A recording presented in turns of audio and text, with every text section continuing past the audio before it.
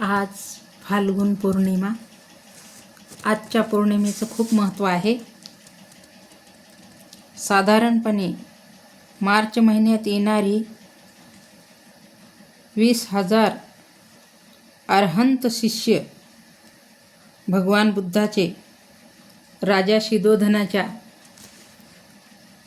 राज्यामध्ये आले होते. कपिलवस्तू नगरीमध्ये ऐतिहासिक पुरावे आहेत याचे. त्यांचं आगमन झाले होतं पौर्णिमेला.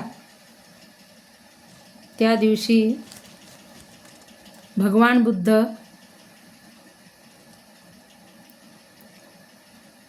त्यांच्या नगरीमध्ये आलेले होते शिदोधनाच्या. ज्यावेळेस त्यांना ज्ञानप्राप्ती झाल्याच्या नंतर भिक्खू संघाला घेऊन ते पहिल्याच वेळेस आले होते. आणि तेथून प्रथम विशेष प्रसंग, भगवान बुद्धाचे पिता राजा शिदोधन त्यांना दुपारच्या जेवणाचं निमंत्रण दिलेलं नव्हतं.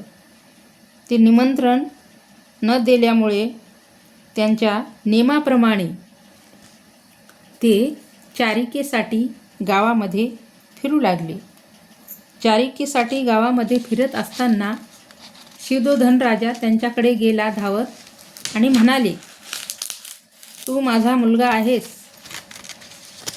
तू राजाचा मुलगा आहेस, तुला हे शोभत नाही, तू असं अन्न मागायचं नाहीस, असं शिदोधन राजा बोलू लागले.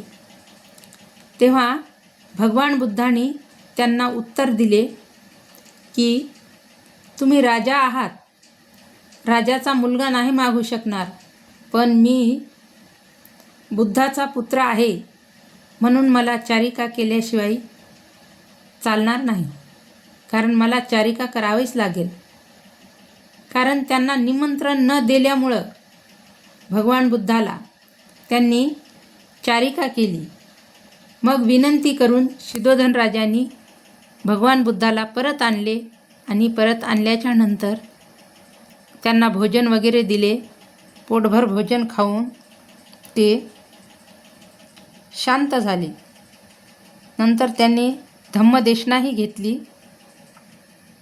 भगवान बुद्धाने तिथे उठित नापमज्जया धम्मविचारे सुचिच्चरे धम्मचारी सुकंसेती अस्मि लोके परमित धम्मपद, याचा अर्थ असा, आळशी बनू नये आणि दुविचार धम्म आचरण करावा.